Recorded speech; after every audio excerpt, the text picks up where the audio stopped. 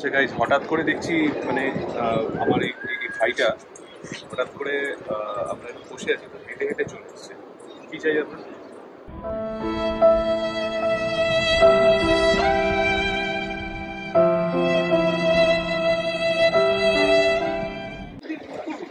দেখুন, উনি হেঁটে ঠেলে নিয়ে যাচ্ছেন, মানে হাঁটু পর্যন্ত হয়তো জল গেছে, হাঁটুরও নিচে। What is up guys, welcome to অ্যান্ডপ্রি ট্রাভেলস মিনি ব্লগ। আমি এবং আমার বড় মাসির ছেলে আমরা দুজন মিলে যাচ্ছি আজকে দীঘাতে। কারণ এই সিজনটা মানে বর্ষাকালে দীঘাতে না গিয়ে আর পারা যায় না। তো হঠাৎ করে আমাদের প্ল্যান হয়েছে, প্রি প্ল্যান বলতে পারো সবাই।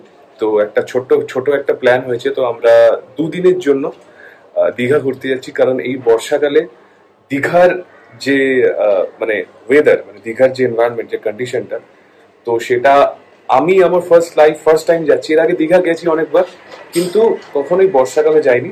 বাট এইবার আমরা রেনি সিজনে যাচ্ছি একটু উপভোগ করতে দীঘা দুদিনের জন্য। চলুন, গিয়ে অনেক মজা হবে, অনেক কিছু আপনাদের দেখাবো। তবে এই ব্লগটা আমরা একটা মিনি ব্লগ করছি। জার্নিটা আমি অতটা কভার করব না, কারণ জার্নি আপনারা আরো ব্লগ রয়েছে, সেখান থেকে আপনারা ওই জার্নির মানে ডেস্টিনেশন কিভাবে যেতে হয় সবকিছু ডিটেলস ওখানে পেয়ে যাবেন। আমি আপনাদের জাস্ট দেখাবো যে কিভাবে যাচ্ছি আমরা, কোন স্টেশন থেকে আমরা ট্রেন ছাড়ছি, কোন ট্রেন যায় এবং কি ট্রেনে আমরা যাচ্ছি সেটা একটু পরে। চলুন, স্টেশনে গিয়ে আপনাদের সাথে দেখা হবে এবং আমি দেখাবো যে আমরা কোন ট্রেনে আজকে জার্নি করছি টু দীঘা। ও ভাই সাব, ওয়েদারটা আজকে জাস্ট ফাটাফাটি রয়েছে। এটা আমি বাড়ি থেকে করছি, ওয়েদারটা ফাটাফাটি রয়েছে। তো আজ বুঝতেই পারছি দীঘা গিয়ে আজকে দারুণ হবে। তবে আমরা দীঘা আজকে পৌঁছবো রাত্রের দিকে। হ্যালো গাইজ, তো আমরা বেরিয়ে পড়েছি আলটিমেটলি। আচ্ছা, একটা কথা আপনাদেরকে বলে রাখি, আমি থাকি হচ্ছে নিউ ব্যারাকপুরে। তো নিউ ব্যারাকপুরে আপনারা যদি এদিকে থাকেন, নিউ ব্যারাকপুর নন্দনগ্রাম বা বারাসাতের দিকে, ইভেন বিরাটির দিকেও, আমরা যে আজকে যেভাবে যাবো, যেটা বলছিলাম সকালবেলা আমি আপনাদের সাথে, আজকে আমরা যাবো হচ্ছে লোকাল ট্রেনে, বাই লোকাল ট্রেনে। আপনারা হয়তো এর আগেও দেখেছেন কিছু ব্লগে যে কিভাবে লোকাল ট্রেনে জার্নি করতে। আমরা এরপরে সাঁতরাগাছি গিয়ে আমরা কথা বলবো কোন ট্রেনে যাচ্ছি, সেই ট্রেনটাও দেখাবো। ট্রেনটি সাঁতরাগাছি থেকে 6:15 ছাড়ে, DEMU প্যাসেঞ্জার অ্যাকচুয়ালি। কিন্তু অ্যাকচুয়ালি এটা প্রথমে পাঁশকুড়া লোকাল হিসেবে যায়, তারপরে সেম ট্রেনটাই আবার পাঁশকুড়া ছেড়ে দীঘা 10:05 পৌঁছায়। তো আজকে আমার নাম অনিক, আমি নিউ ব্যারাকপুরে থাকি। আমার সাথে আজকে আমার ছেলে যাচ্ছে। আমরা দুজনে আজকে মানে এটা হঠাৎ একটা প্ল্যান। তো আশা করছি বাইরের ওয়েদারটাও, যদি যাই না কিরকম আসছে, তবে বাইরের ওয়েদারটাও আজকে খুব ভালো আছে। আশা করি ওখানেও হয়তো বৃষ্টি পাবো দীঘাতেও। তো যেটা বলছিলাম সেটা হচ্ছে যে আমরা এই যে ট্রেনের যে টিকিটটা, সেটা আপনারা কিভাবে কাটতে পারেন। দু রকম পদ্ধতি আছে। আপনারা যদি অনলাইনে টিকিট কাটেন, তাহলে আপনাদের UTS অ্যাপের মাধ্যমে কাটতে হবে, যেটা iOS বা অ্যান্ড্রয়েডে অ্যাভেলেবেল রয়েছে। অনলাইনে কাটলে পরে যে নিয়মে আপনাদেরকে কাটতে হবে সেটা হচ্ছে, আপনারা কিন্তু যেখান থেকে বসে টিকিটটা কিন্তু কাটতে পারবেন না। সেটা কাটতে গেলে আপনাদের নিয়ারেস্ট লোকেশন 2 থেকে 3 কিলোমিটার হওয়া উচিত, তবেই আপনারা কাটতে পারবেন। কিন্তু আপনারা যদি স্টেশনে বসে কাটেন, বা আপনি ট্রেনে জার্নি করতে করতে যে নেক্সট স্টেশন থেকে আপনার ট্রেন আছে, যে নেক্সট স্টেশন থেকে আপনি কাটবেন, সেটা কিন্তু হয় না, কাটা যায় না। তখন সেক্ষেত্রে আপনাকে প্ল্যাটফর্ম থেকে টিকিট নিতে হবে। আচ্ছা, আমাদের মূল টিকিট মানে যেটা পড়লো, মানে আমাদের সাঁতরাগাছি থেকে দীঘা অবধি, সেটা হচ্ছে 40 টাকা। তো 40 টাকায় আপনারা পুরো এন্টায়ার জার্নিটা কভার করতে পারবেন। এর থেকে কমে কিন্তু আমার মনে হয় আর কোনো সুযোগ সুবিধা নেই দীঘা পৌঁছানো। বাস তো রয়েছেই, ট্রেনও রয়েছে, যে এক্সপ্রেস ট্রেনও রয়েছে, যেটা সকালে কামরুলিপ্ত এক্সপ্রেস, এবং দুপুর 2টোর সময় এক্সপ্রেস ট্রেন রয়েছে। এছাড়া কিছু 1-2টো লোকাল ট্রেন রয়েছে। হাওড়া থেকে যাওয়ার একটা লোকাল ট্রেন রয়েছে, সম্ভবত সেটা সকালের দিকে। আর আমরা যেটা যাচ্ছি সেটা বিকেলবেলা 6:15 ছাড়ে, যেটা পাঁশকুড়া লোকাল হিসেবে যাবে। সেই ট্রেনটাই পাঁশকুড়ায় 10 মিনিট দাঁড়িয়ে দীঘায় পৌঁছে যায় 10:15।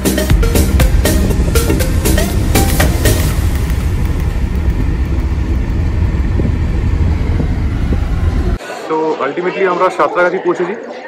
সাঁতরাগাছি স্টেশনে আমরা ওয়েট করছি। দেখতে পাচ্ছেন সাঁতরাগাছি স্টেশনের কীরকম ভিড় রয়েছে। এখান থেকে দীঘা লোকাল যেটা আমরা বলি আর কি, তো আলটিমেটলি সেটা অ্যাকচুয়ালি এখান থেকে আসবে পাঁশকুড়া লোকাল হয়ে, পাঁশকুড়া থেকে আবার দীঘায় চেঞ্জ হয়। তো আমরা ওয়েট করছি সেই ট্রেনটার জন্য, যেটা 6:15 টাইম, এখানে ঢুকবে 6:15। তো মোটামুটি ভিড় রয়েছে, এবার ট্রেনটা না আসা পর্যন্ত বলা যাচ্ছে না কতটা ভিড় অ্যাকর্ডিংলি থাকবে। তো হোপফুলি এনজয় করছি, তোমরা এনজয় করো, সাথে থাকো, আপনারাও থাকুন সাথে।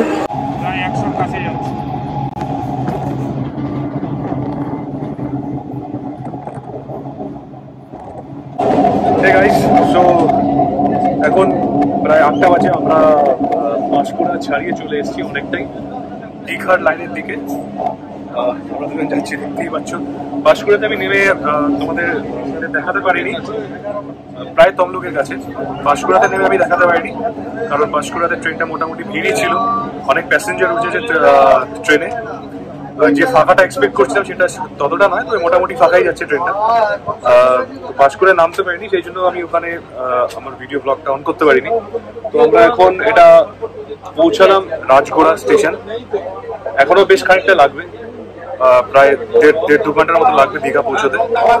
তো এনজয় করছি, আপনারা সাথে থাকুন।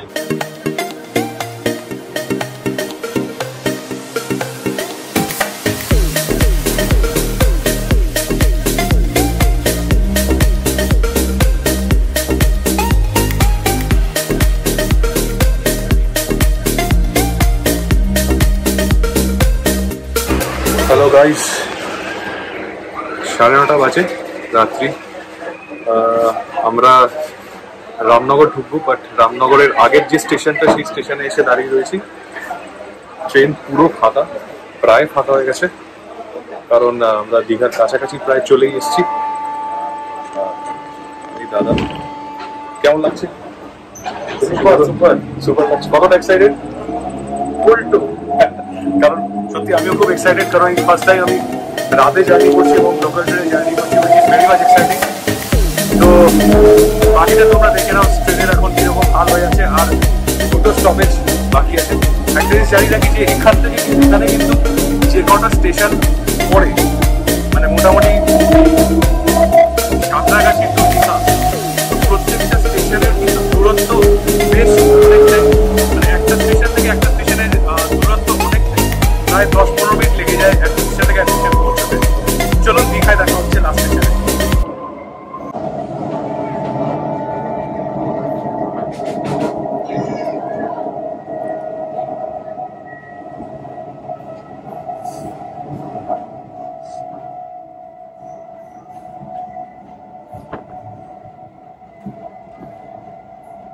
হ্যালো গাইস, সো তোমরা দেখতে পাচ্ছ আমরা রামনগর স্টেশনে পৌঁছেছি, আর এর পরের স্টপটাই আসলে আমরা দীঘা পৌঁছে যাব।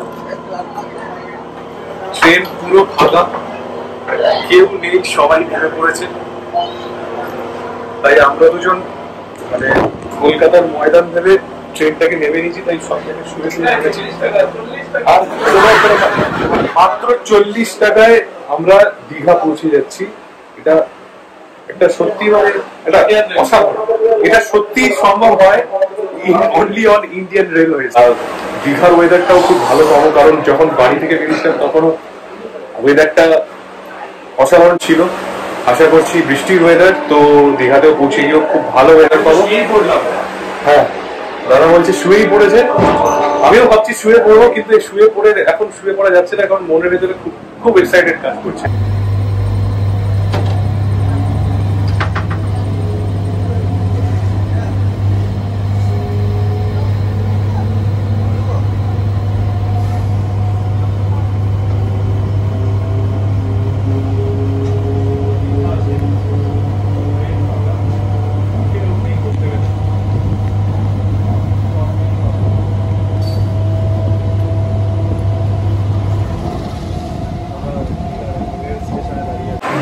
Hey guys, so finally Digha station code DGH এ আমরা 10:05 টাইম ছিল, আমরা প্রায় 10:01 ঢুকে গেছে ট্রেনটা, মানে 5 মিনিট আগেই দিয়ে দিয়েছে। অন টাইম পুরো, দারুণ এসছে, দারুণ ট্রাভেলটা ছিল। একদম কোনো কষ্ট কিছু মনেই হয়নি। দীঘার ওয়েদারটা এখনো পর্যন্ত খুবই ভালো লাগছে। তো আমাদের অল টোটাল সাঁতরাগাছি থেকে দীঘা অবধি যে টাইমটা নিল, আমাদের ওখান থেকে ছিল হচ্ছে 6টা 15-তে, তো 7টা 8টা মোটাই ওই 4 ঘন্টার কাছাকাছি আমাদের টাইমটা নিয়েছে। তো আমরা ফাইনালি দীঘাতে পৌঁছে গেছি।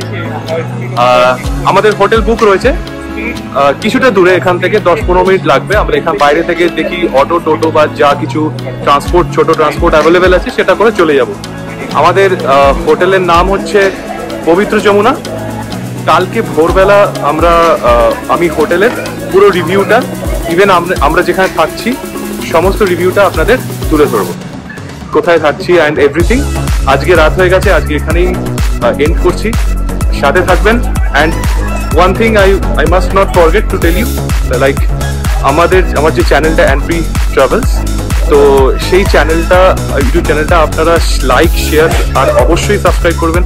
কারণ সাবস্ক্রাইব করলে এটা আমি এবং আমরা সত্যি মোটিভেট হই যাতে আপনাদের কাছে আরো ভালো ভালো ভিডিও, এরকম ছোট ব্লগস আনতে পারি, এবং আপনারা লাইক কমেন্ট করে জানান কেমন লাগলো। ঠিক আছে, তো এখানেই tata, take care, good night, see you all, love you all. কালকে দেখা হচ্ছে যে হোটেলে আমরা থাকবো সেই হোটেল থেকে, এবং কালকের পুরো দীঘার জার্নিটা, মানে দীঘার যে সাইট সিইং ভিউ করবো সেটা আপনাদেরকে দেখাবো। Hey guys, what's up? So finally আমরা দীঘা স্টেশন থেকে আমরা হোটেলে পৌঁছেছি। হোটেলের নাম পবিত্র যমুনা। তো ফাইনালি সব চেক ইন টেক ইনে সব প্রসিডিওর কমপ্লিট করে আমরা ঘরে ঢুকেছি, রুমে ঢুকেছি। সো ডিনারগুলো সেরে নিয়েছি। আজকে ডিনার খুবই ভালো ছিল। ডিনারে আমরা খেয়েছি হচ্ছে ভাত, তারপরে ডাল নিয়েছিলাম, ডাল ফ্রাই, তারপরে মিক্স ভেজ আর কাতলা কালিয়া। খুব ভালো বানিয়েছে। এমনি ডিশ নিয়ে কোনো কমপ্লেন নেই এখনো আপাতত। আর এমনিতে ওয়েলকামিং যে ব্যাপারটা ছিল, আমরা 10:30 নাগাদ পৌঁছেছি, মানে 10টা 10-এ দীঘা পৌঁছলাম। কিছু সমস্যা ফেস করতে হলো না, প্রবলেম ফেস করতে হলো না, খুব স্মুথ চেক ইন হলো। আর আমরা এখন হোটেল রুমে। তো আমার খাওয়া হয়ে গেছে, আমার দাদা এখনো খাওয়া হয়েই গেছে, প্লাস এখন গোছুচ্ছে। আর এই হচ্ছে রুমটা, একটুখানি রুম টুরটা হালকা করে দেখিয়ে দিই আপনাদের। এই হচ্ছে রুম, আমাদের ডাবল বেড নিয়েছি আমরা, ডিলাক্স ডাবল বেড। তো এই হচ্ছে আমাদের রুম। আর ঠিক হ্যাঁ, ওকে গাইজ, সো এটুকুই। কালকে হোটেলের কীরকম হোটেলটা দেখতে বা কীরকম সামনেটা কীরকম, সারাউন্ডিংটা কীরকম, সেটা সকাল না হলে তো বোঝা যাবে না। তো কালকে সকালে দেখা হচ্ছে। কালকে সকালে আপনাদের দেখাবো যে কীরকম হোটেলটা দেখতে, বাইরে থেকে কীরকম লাগে, এবং রিসেপশন এরিয়াটা। Tata, good night.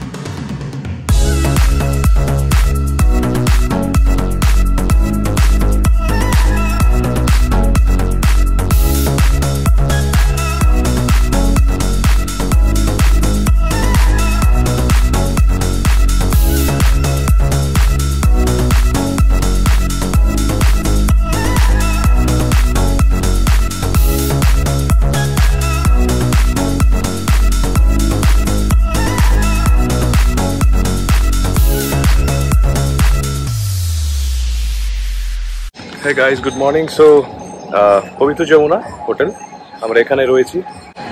এবার আমরা এখান থেকে বেরোবো ফার্স্ট সাইট সিইং, যেটা হচ্ছে বিচিত্রপুর। এখান থেকে ওই ধরুন 13 থেকে 14 কিলোমিটারের মতো আমরা এখান থেকে কভার করব।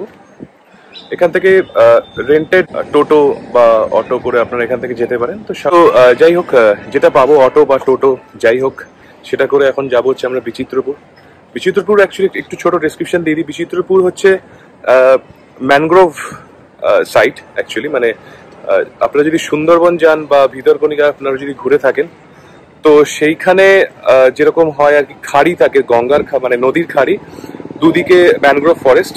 তো এইখানে যে ব্যাপারটা হচ্ছে যে মানে এখানে যে মেইন অ্যাট্রাকশন যেটা চিত্রপুরে, সেটা হচ্ছে যে আপনারা মানে বোটে করে, বোট রাইডে করে আপনারা যেতে পারেন বিচিত্রপুর থেকে কিছুটা সামনে, মানে কিছুটা এগিয়ে ওরা যায়, একটা মোহনার রয়েছে, মোহনার টাইপের রয়েছে আর কি।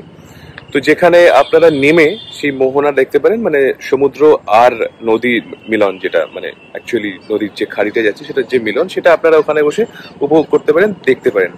অ্যাকচুয়ালি ওখানে থাকার কিছু জায়গা নেই, মানে বিচিত্রপুর থেকে বোটে করে গিয়ে ওখানে থাকার কিছু জায়গা নেই।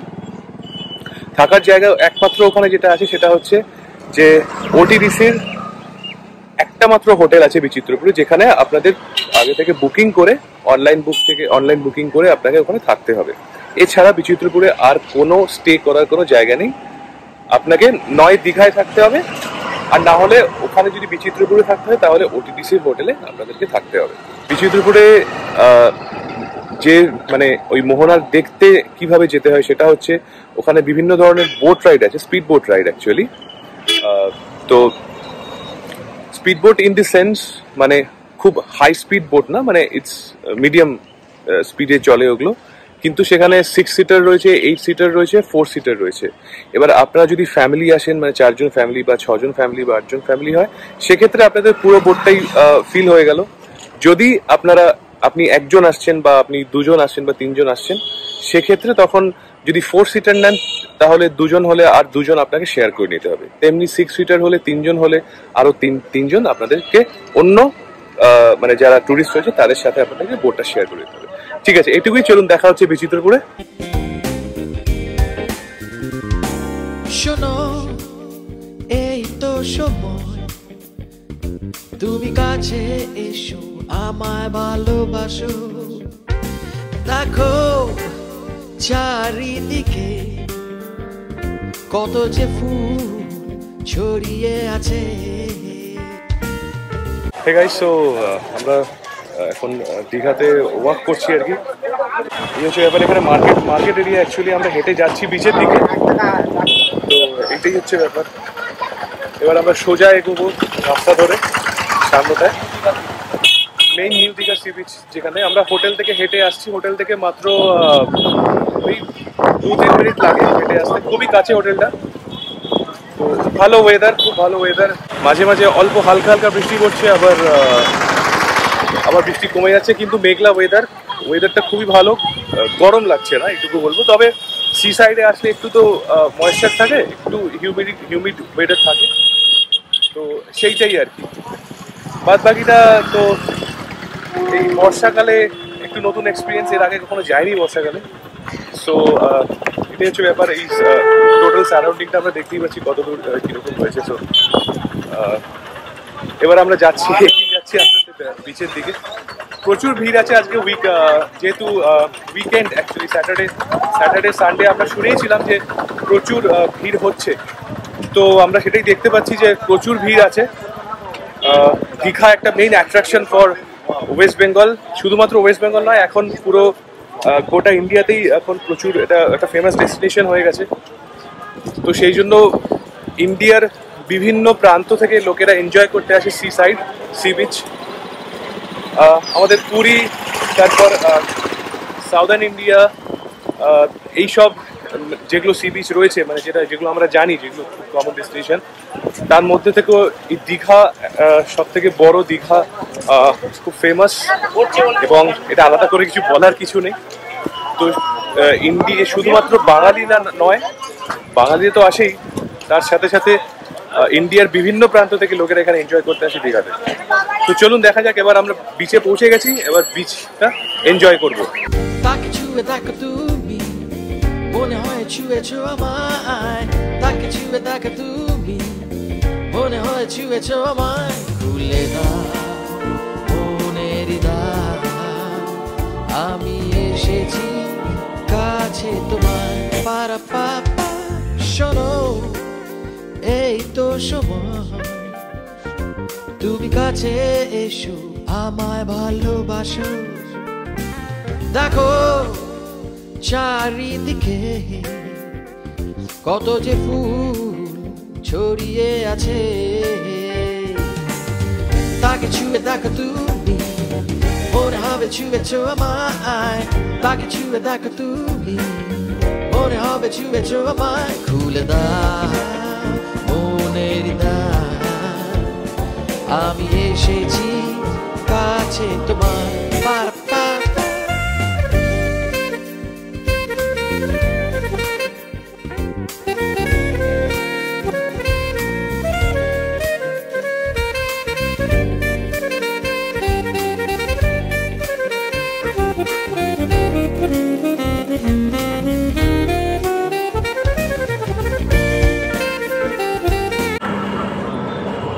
চলেছি বিচুদ্রপুরে বটে অটোতে দাদা, আর অনেকটা পথে গিয়েছি আর কিছুটা কিছুক্ষণ সময় লাগবে যেতে। দারুণ ওয়েদার, এনজয় হচ্ছে দারুণ। আর বিচুদ্রপুর পৌঁছে গিয়ে ওখানে বোট রাইড করবো, আর ওখানের জার্নিটা আপনাদের সাথে শেয়ার করবো। ততক্ষণ এনজয় করুন কিছুটা আমাদের সাথে। বর্ষার সময় আর একটা ঘোরার মজা হচ্ছে যে আপনি একটা ভালো ওয়েদার ফিল করতে পারবেন, আর তার সাথে সমুদ্রে দেখতেও ভালো লাগে। কারণ চড়া রোদে আপনি হয়তো ঘুরতে পারবেন, কিন্তু হয়তো যে আরামটা ফিল করা সি বিচে এসে সেইটা হয়তো অতটা ভালো ফিল করা যায় না। এটা আমার ব্যক্তিগত ধারণা। আর বর্ষাকালে আপনারা এসে ঘোরাফেরা করেন বা বিচিত্রপুর যান বা তালসারি যান বা যে কোনো বিচগুলো যদি আপনারা যান, তাহলে সাথে আপনারা যদি একটা ছাতা বা রেনকোট কিছু ক্যারি করেন তো আপনাদের সুবিধা হবে। আপনারা মানে বৃষ্টি হলেও কোনো অসুবিধা হবে না, রেনকোট পরে বা ছাতা নিয়ে আরাম করে বিচে ঘুরতে পারবেন। বৃষ্টিটাও উপভোগ করবেন, প্লাস সাথে সাথে সমুদ্রটাও। তো এটা একটা অ্যাডভান্টেজ, বড় অ্যাডভান্টেজ। তো আমার মনে হয় বৃষ্টিতে ঘুরলে পরে রেনকোট বা ছাতা অবশ্যই ক্যারি করুন।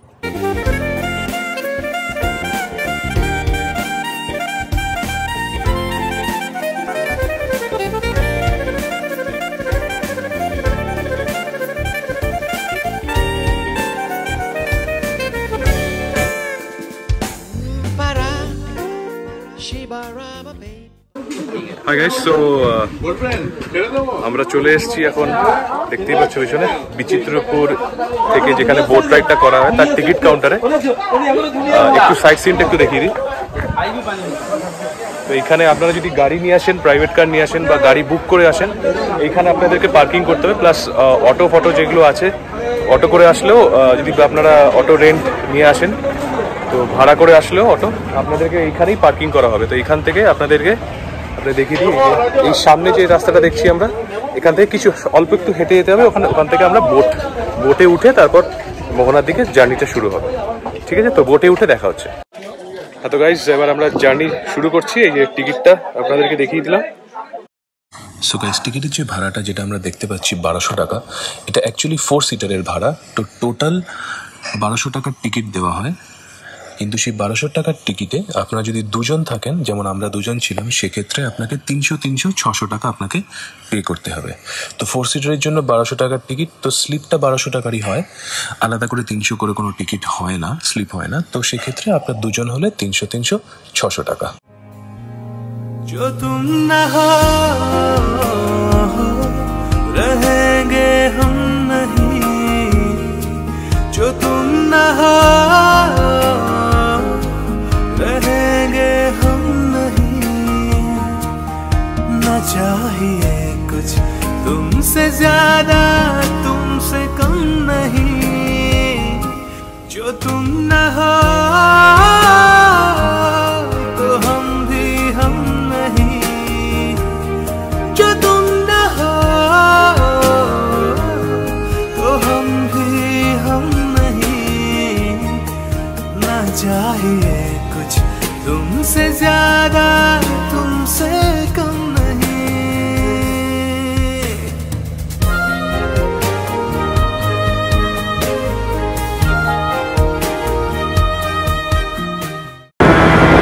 সো আমরা চলেছি এখন বিচিত্রপুর ম্যানগ্রোভ থেকে। সো এটা boat ride, speed boat ride. তো দেখতেই পাচ্ছ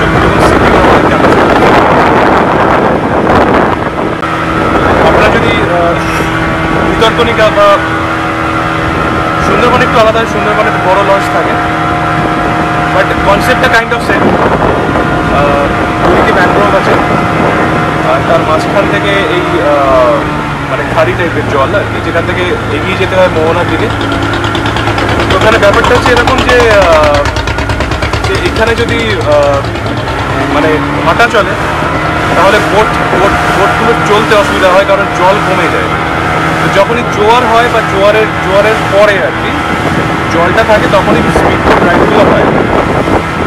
মানে আপনারা যখন দীঘা থেকে এখানে আসছেন, তো অবশ্যই এটা জেনে নেবেন যে এখানে হাঁটা চলছে না জোয়ার চলছে। তখন যদি ভাটা চলে তখন কিন্তু স্পিড বোট রাইডটা হয়।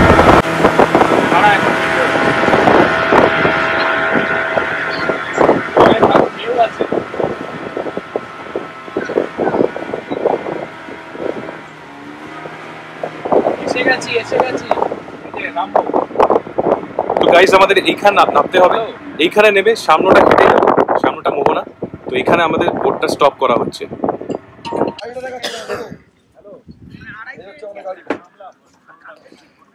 তো আমরা বিচিত্রপুরে এই বোটে এসেছি। বোট চলবে।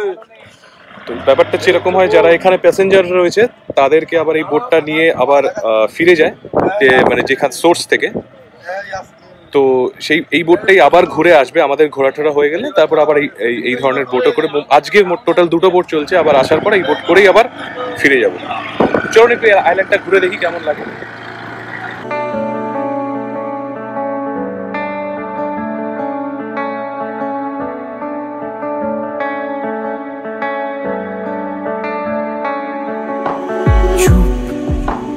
শান্ত দুপুর নেই কোলাহল হৃদয়ে, চোখ আজ একা মোহনায় অপলক অকারণে।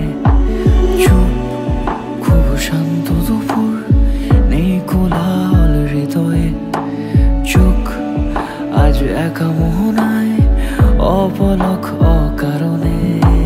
কেউ যখন মন খারাপে বৃষ্টির কারখানা বুনছে, কেউ তখন আনমনে স্বপ্নের রাজধানী খুঁজেছে। খুঁজো না আমাকে অভিমানী ডাকে, যেন আমি ভেঙে গেছি পাথরে আঘাতে। খুঁজো না আমাকে অভিমানী ডাকে, যেন আমি ভেঙে গেছি পাথরে আঘাতে।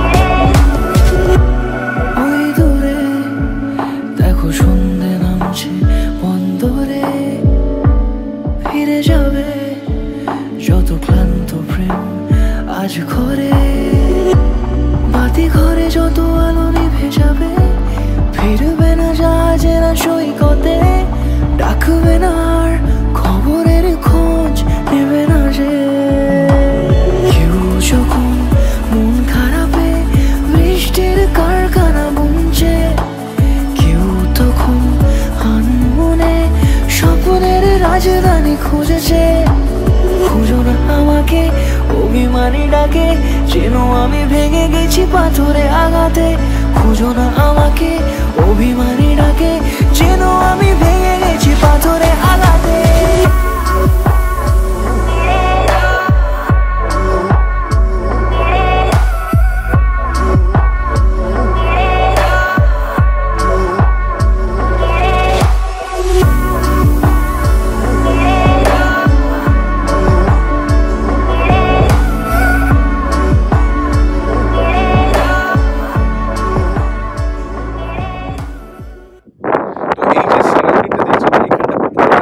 ঢেকে যায়।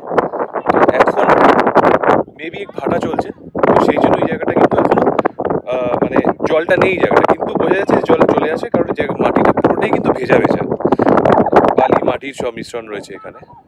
দেখতেই পাচ্ছ কি চওড়া জায়গাটা, কি অস্বাভাবিক চওড়া এবং খুব সুন্দর জায়গাটা। মানে তোমরা যদি দীঘা থেকে এসে একটু লোনলি জায়গা একটু খুঁজতে চাও, একটু কাম সেরিন, যেরকম আমি খুঁজি, আমি খুব একটা ভিড় পছন্দ করি না, তো এই জায়গাটা কিন্তু সত্যি একটা দারুণ ডিসকভারি, মানে এক্সপ্লোর করার জন্য খুব ভালো জায়গা। তো আমি রেকমেন্ড করবো আপনাদের সবাইকে যে এই জায়গাটা অতি অবশ্যই আসুন, দেখে যান এই জায়গাটা, সত্যি খুব ভালো। Bichitrapur is a nice place, অসম।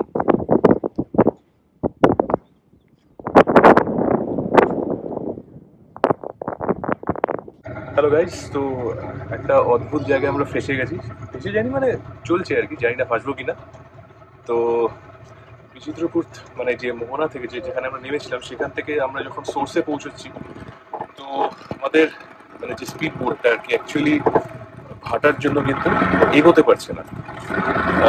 চেষ্টা করছে আমাদের ড্রাইভার, মানে বেস্ট চেষ্টা করছে এটাকে যতদূর পারা যায় সামনে এগোনোর।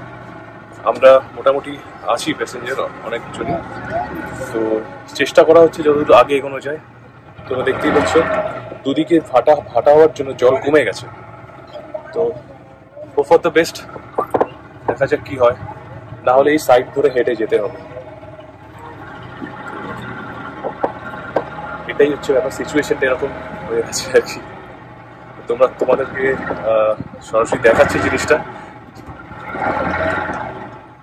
এই জিনিসটা কিন্তু হয়তো আপনারা অন্য কোনো ব্লগে দেখেছেন কিনা জানি না, বাট এখানে আমি আপনাদেরকে দেখাতে পারছি জিনিসটা, এই সিচুয়েশনটা অ্যাকচুয়ালি। তো আপনারা দেখুন কিভাবে লঞ্চটা এগোচ্ছে আস্তে আস্তে, আমাদের বোটটা কিভাবে এগোচ্ছে অল্প অল্প করে যতটুকু সম্ভব হয়।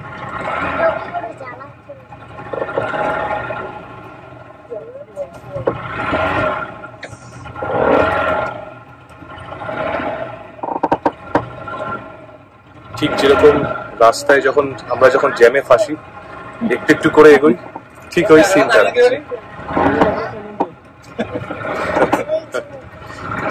জ্যামে আটকে গেছে, গাড়ি ছাড়াই যাবে।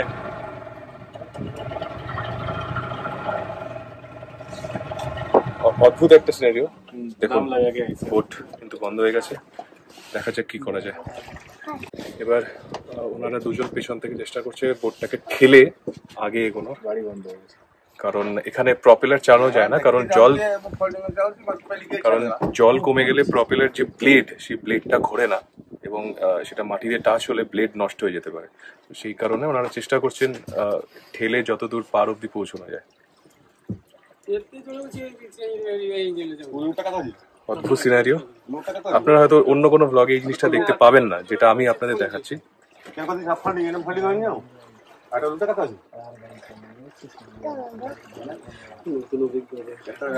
আপনারা বলবো guys, please like, share, comment, subscribe and pre travel diaries.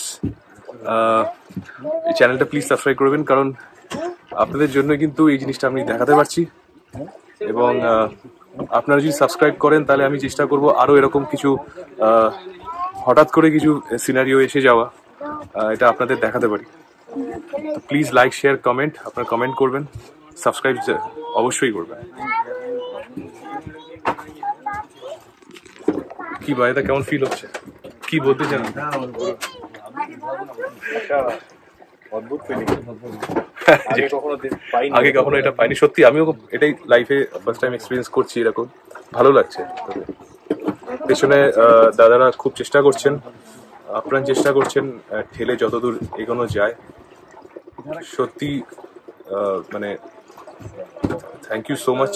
মানে তারা সকাল থেকে এই আমাদের টুরিস্টের জন্য এত খাটের সবকিছু। তো এই অবস্থায় স্পিড বোটের প্রপেলার কখনোই চালানো উচিত নয়।